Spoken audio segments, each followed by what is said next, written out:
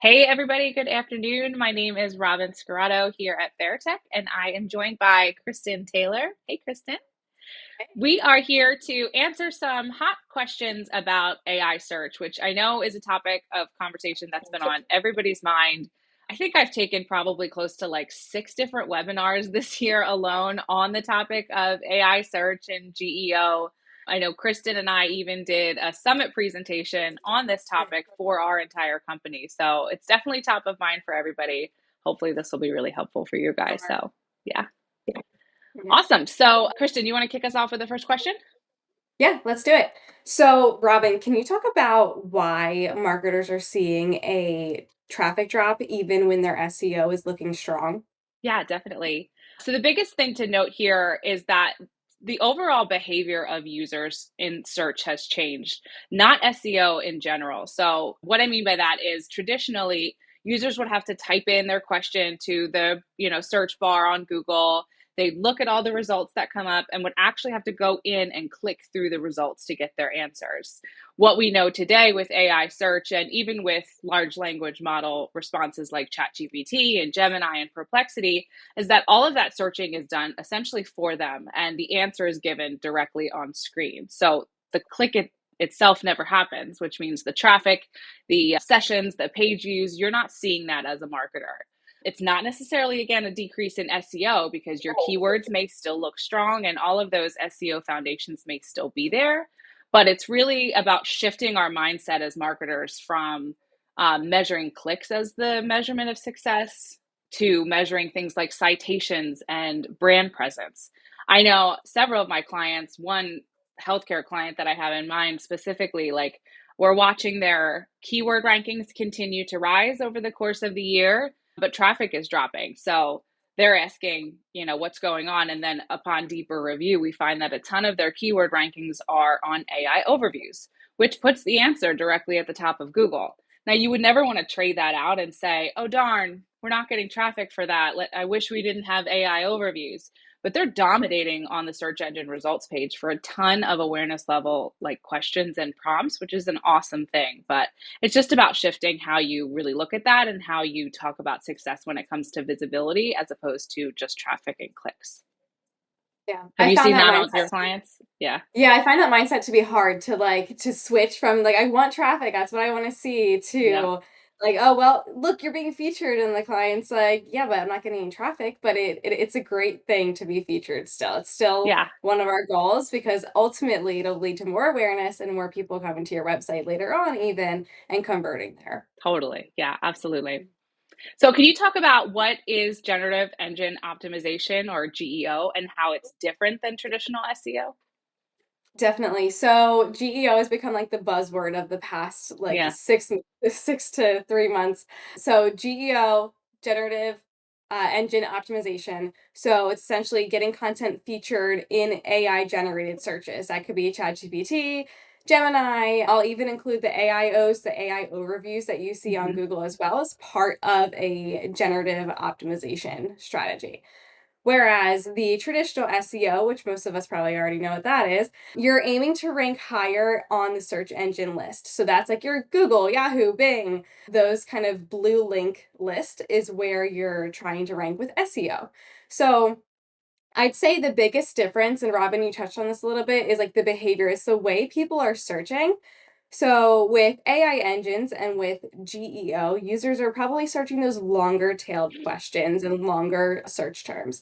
So an example I can think of is I have a pediatric dental client. So with that client, instead some of their customers are going to be searching pediatric dentist, pediatric dentist near me, pediatric dentist in area. But now, using a generative search option, they might be searching, I have a 14-year-old daughter. She's terrified of the dentist, and I need a dentist in this area that's going to help her. And you'll get like so many, much different options that you would have if you did a typical Google search. So I feel like that's one of the main differences is the way that people are searching on these different engines. Yeah, absolutely. And you bring up a really good point about the difference between just a keyword that you type in, like pediatrics near me, as opposed to a prompt, which is a considerably longer tail keyword that tends to trigger those AI search responses as opposed to just your traditional SEO. Definitely a huge difference Definitely. there. Yeah.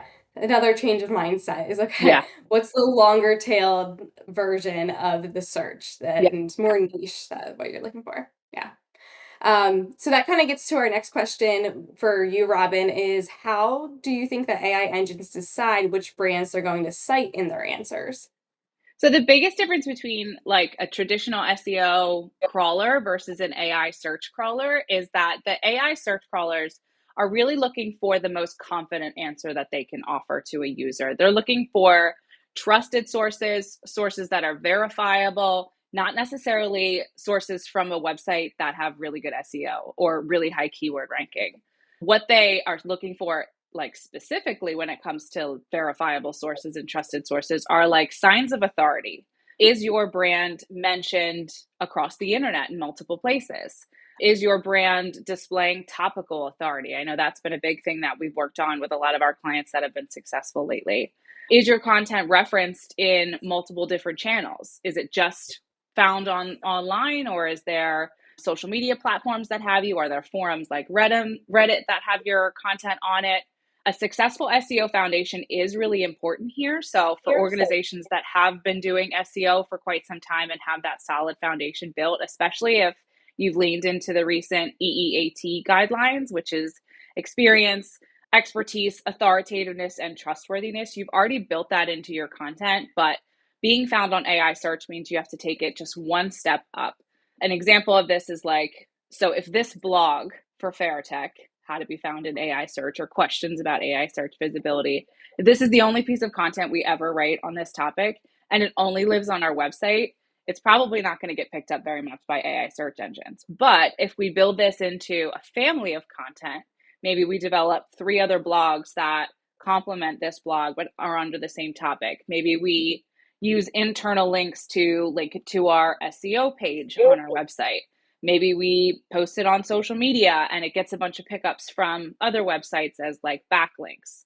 Those are all those ranking signals to AI that tell us, or tell AI that our content is credible, it's reliable, and it, can be trusted. So essentially, as opposed to keyword ranking being all about what traditional SEO is about, for AI search, it's all about like reputation and influence. Awesome. So next question, what can marketing teams do like right now to make their existing content more visible in AI search? Yeah, this is a really tough question, and I feel like all of my clients at least have been asking me like, okay, what are we doing? What What are can we we doing? do? Yeah. And my answer sometimes is just we're going to keep doing what we're doing because what we do is best practice for Yeah. Google's EEAT.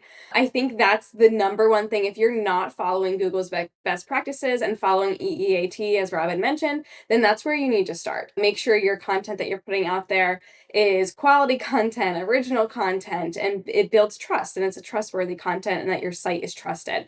I think if you don't have that layer, you're not going to be able to rank in AI overviews or anything with GEO. Now, adding a level to that, Robin, kind of going off of what you had mentioned before, is to try to get featured in other publications. Keep building that trustworthiness. Can you find a influencer in the area that, for going to keep on with the dental example, but an influencer in the area, like a mommy blog, that could mention your practice so that way AI can see, oh, you have a website and you're mentioned here, that builds some more trustworthiness. Can you get on a top 10 list of the top 10 dentists in X area, something like that? And then another way to help with this would be to provide original content with original research and unique insights. So, sure, we can find the same facts everywhere. If I'm looking for how to spot a cavity, for example, I can find that information anywhere online. But when you provide that unique insight and the unique hot take on it, original research about it, I think that's when AI is going to trust you more.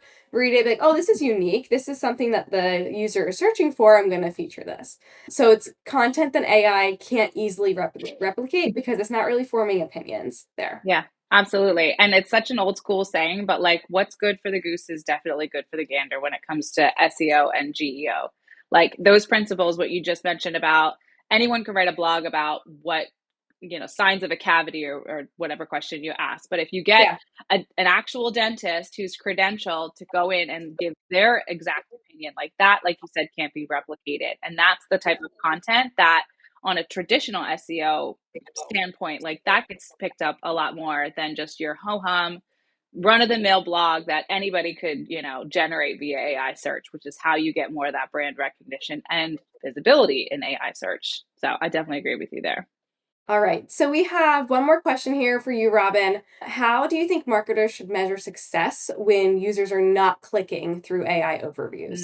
This is a great question. It's definitely still an evolving topic for marketers because sessions is such a clear cut, beautiful KPI and metric that every tool measures. So it's really easy to identify and, like, kind of plant your flag around sessions. But generally, if we're shifting away from user behavior that includes clicks and leads to sessions and page views, we need to move towards KPIs that measure influence and authority. So, whereas page views and sessions were the traditional KPI that we would use to measure SEO, in the world of AI search and GEO, we're looking into things like brand mentions or inclusion in things like AI generated summaries, like AI overviews, for example.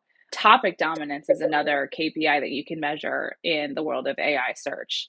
Even engagement on the pages that you are getting page views and clicks for are also a good indicator. So for marketers, I actually think this is a really good thing, a positive thing, if you can kind of reframe how you look at it. Traditionally, we could only measure when we actually obtained the traffic, right? We can only see once the user went on our website to be able to determine how influential we were in this topic. Whereas with the rise of AI search, now we can start to see how our brands and our clients' brands can influence purchasing decisions even before they land on our website. So previously, you could only do that with like a really good PR agent or like really fantastic word of mouth, which both of those things are very hard to kind of measure. But if you can get really high brand influence in those types of areas, AI search is definitely like included in that bucket, I would say. And as a marketer, if in right now it's the end of 2025, I don't know when you guys are watching this, but if you're still a marketer solely focused on traffic, you'll think the sky is falling. You're going to think the worst. You're going to panic looking at, your GA4 accounts. But if you start looking more into things like influence and authority, you'll be able to really see where your brand is influencing buying decisions and targeting the users that you want. Yeah, totally agree. It's not always about the traffic, it's Yes, about the awareness. That's a little bit hard it to used to be, measure. but not anymore. Traffic is not everything. Yeah, Definitely. Cool. Well, I'm sure we could talk about this for hours on end. for sure. But this is all the time we have. So thank you, Yeah, Robin. And if you guys have any more questions, want to talk about this more, please feel free to reach out via the website. yeah. Thanks, Kristen. Bye, guys. Bye.